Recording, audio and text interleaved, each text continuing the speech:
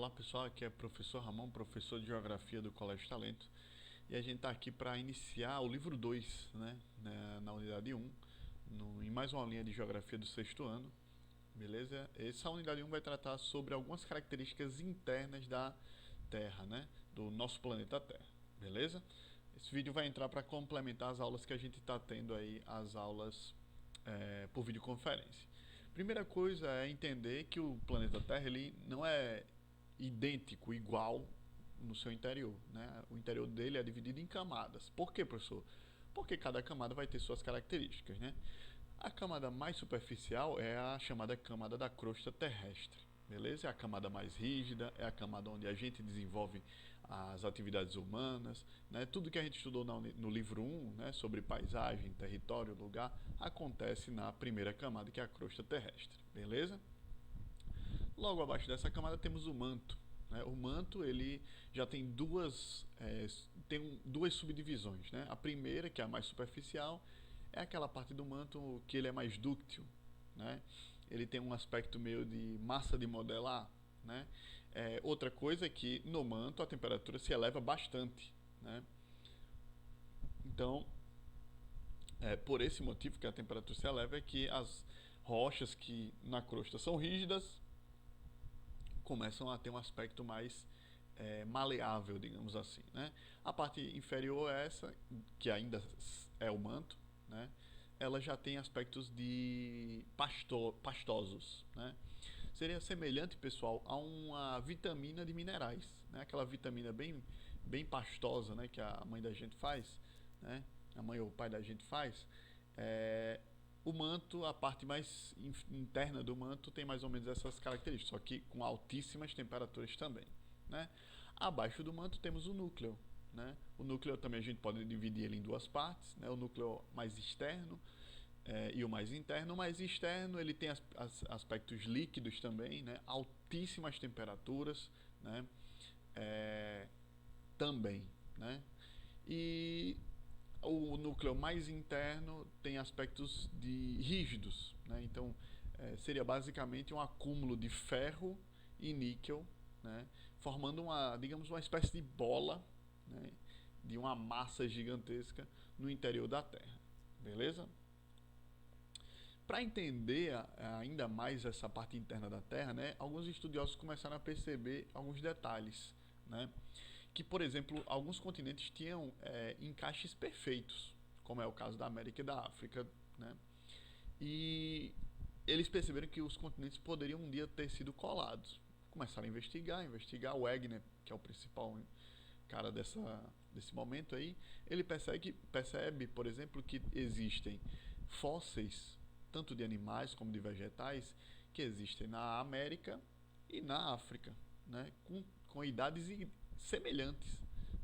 Então, como é que pode um animal viver em condições como a da África e da América, que são condições naturais diferentes hoje, serem idênticos, essa diferença quilométrica. Então, eu não sei vocês, nunca vi árvore e planta atravessando o oceano, muito menos animais terrestres, nadando até o outro lado do oceano. Então, só poderia existir uma razão: esses continentes um dia foram colados. Uma pena é que na época que o Wegener fez essa constatação, não foi levado muito a sério. Só 10 anos depois da morte dele é que eles entenderam que a teoria era verdadeira, a teoria da deriva continental, ou seja, que os continentes estão à deriva. Só que o que acontece? Ele pensava que, na verdade, quem flutuava eram os continentes. O único erro teórico talvez tenha sido esse. Só que bem depois, no século XX e tal, mais para frente do século XX, na verdade, alguns outros estudiosos começaram a perceberam que realmente os continentes estavam se separando, tinha alguma coisa errada, principalmente depois das imagens de satélite, que as fotos eram tiradas, e perceberam que os continentes estavam se afastando ainda, coisa de milímetro, mas estavam. E aí começaram a investigar que fosse essa, perceberam que, na verdade, não era o continente que estava se afastando, e sim a placa continental. ou a placa tectônica que está embaixo desse continente, né? Então eles começaram a fazer vários mapeamentos, né, através das tecnologias que eles tinham à época, e quanto mais a tecnologia avançava, melhor ficava esse mapeamento, e perceberam que o mundo estava dividido nessas placas aí que vocês estão vendo, né? Então, na verdade, o que se move não é o continente está paradinho em cima da placa, né? O que se move aí, no caso, é a placa tectônica, né? E a placa ela pode ser sobreposta por oceanos e pelo próprio continente. O continente é apenas a parte emersa, né? A parte que está aparente da placa tectônica, né? Só que a placa também pode ser oceânica, né? Como é o caso aí das placas sul-americanas, que tem uma parte continental e uma parte oceânica, né? E aí eles mapearam e perceberam que as placas tem umas que estão se encontrando, que é o limite convergente, tem outras que estão se afastando, por exemplo aqui, né, no meio da África e da placa sul-americana e africana, estão se afastando, que esses seriam os limites divergentes, e tem os transformantes, né, que as placas se chocam lateralmente, né, se atritam lateralmente. Beleza. Depois disso, começou-se a investigar a composição dessas placas tectônicas, né? O que é feito? Né? E eles perceberam que existiam três grandes classes de rochas. Professor, o que é rocha, professor? Rocha, pessoal, é um composto mineral de pelo menos dois, um agregado mineral de pelo menos dois minerais, mas podem ter infinitos, né? Que se solidificaram por algum motivo, né? Então a gente vai conhecer as três classes aí, relembrar, né? Porque esse conteúdo vocês já viram provavelmente no quinto ano, eu acho, né? Então, a rocha ela pode ser magmática, né? Que aí ela vai ter dois tipos, a plutônica e a vulcânica. A plutônica é aquela que se cristaliza na parte interna da Terra, né? Cristalizar como, professor? A rocha magmática nada mais é do que lava, né, que emerge, né, chega nas regiões mais superficiais da Terra, e por encontrar uma temperatura muito mais baixa, né, do que o interior da Terra, ela vai se resfriando e se cristalizando, se formando rocha. Beleza?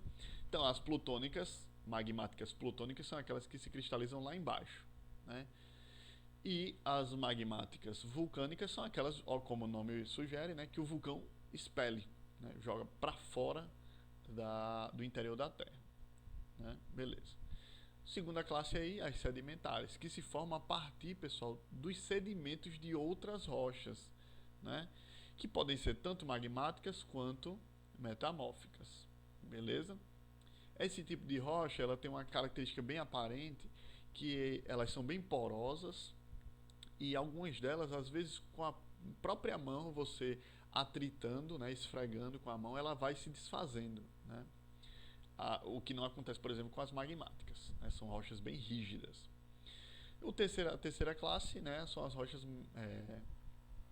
metamórficas, que são justamente as rochas que sofrem metamorfose, né?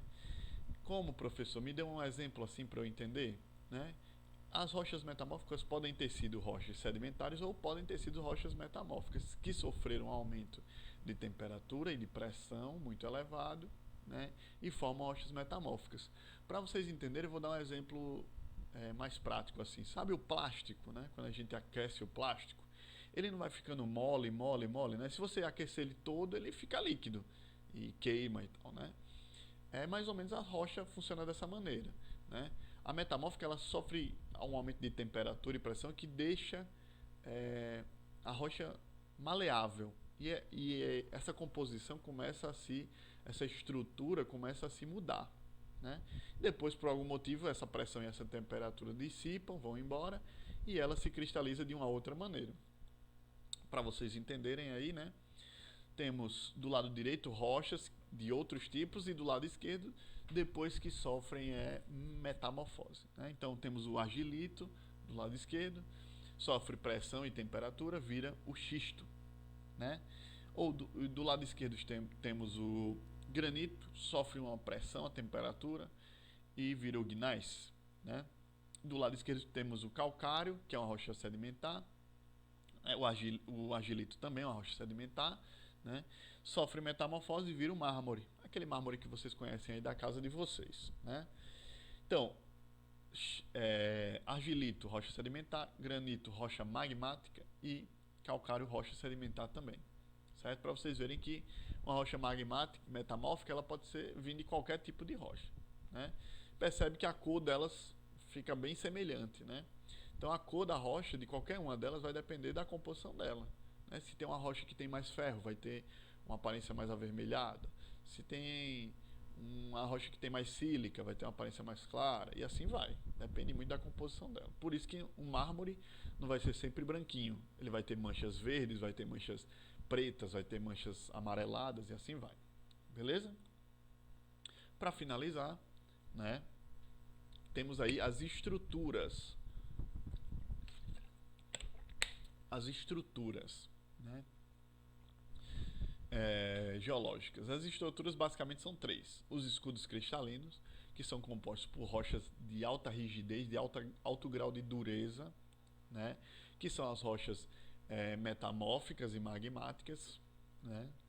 Nesses escudos cristalinos, geralmente a gente encontra riquezas metálicas, minérios metálicos como ferro, prata, ouro, enfim, manganês e coisas desse tipo. Nos escudos cristalinos, nas bacias sedimentares são formadas basicamente por rochas sedimentares, como o próprio nome sugere, né? Nas bacias geralmente a gente vai encontrar petróleo, a gente vai encontrar gás, carvão, né? Essas as riquezas. Nos dobramentos modernos, basicamente são rochas de alto grau de dureza também, né? Basicamente magmáticas e metamórficas, e é onde a gente vai ter a formação das cordilheiras, né? A Cordilheira dos Andes, do Himalaia, né? Por que, professor? A gente chama de modernos, dobramentos modernos, porque esse choque de placas ainda está acontecendo, né? Então, ainda está subindo, ainda está soerguindo ainda, né? Essas cordilheiras ainda estão em formação. Beleza? Aí, como as atividades para vocês fazerem, né, da unidade 1, são atividades bem tranquilas, sem dificuldades, né? E qualquer dúvida, qualquer sugestão, né, entrar em contato pelo e-mail aí, né, ramoncostatalento@gmail.com. Tranquilo? Fiquem bem, fiquem em casa. Valeu!